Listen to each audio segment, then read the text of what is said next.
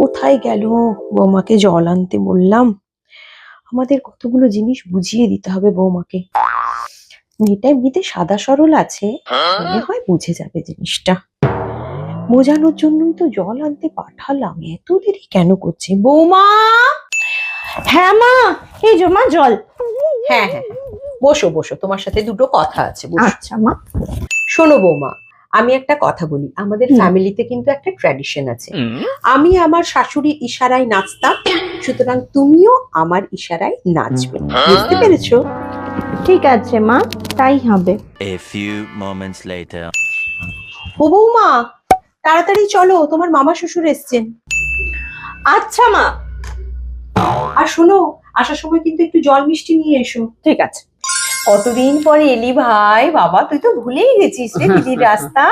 আর বলো না, এত ব্যস্ত থাকি, মানে ব্যবসায় এত টাইম দিতে হয় না যে ওখানেই সারাদিন বসে থাকতে হয়। অবশ্য ঠিক, তোর খুব মানে এই ভাবলাম যে ব্যবসা। সেই কবে দেখেছি নতুন বৌমাকে, একবার দেখা করে হ্যাঁ, আসি। আসছে আসছে। বৌমা, এই তো মা আসছি। তো মামা বাবু কেমন আছেন? সব এই ভালো তো? খুব ভালো আছি মা, খুব ভালো আছি। তোমার খবর কি? ভালো। বাবা।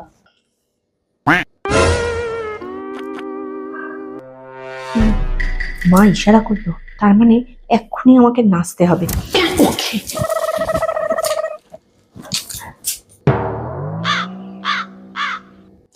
ফুল কেন লাল হয় সে কি বোঝা যায়, ভালোবাসি কি কথা কি মুখে বলা যায়। ফুল কেন লাল হয় সে কি বোঝা। মা আবার তাকাচ্ছে।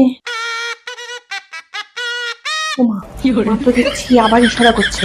তার মানে আমাকে বাংলা নাচ করলে হবে না, আমাকে হিন্দি গাছের নাচ করতে হবে। হ্যাঁ হ্যাঁ, আচ্ছা।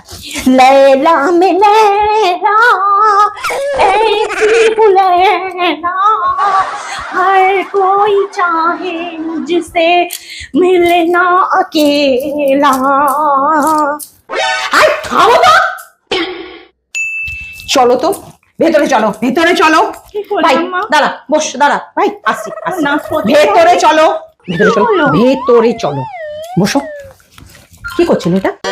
কেন মা, আমি তো নাচ করছিলাম। তুমিই তো বলেছিলে যখনই তুমি ইশারা করবে তখনই আমাকে নাচতে হবে।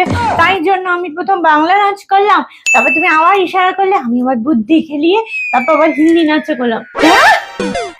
কথার কি মানে বের করেছে? আয় রে খোকা, তুই কোথা থেকে এটাকে ধরে এনেছিস? জীবনটা চালিয়ে। বাগুইহাটি মা, বাগুইহাটি।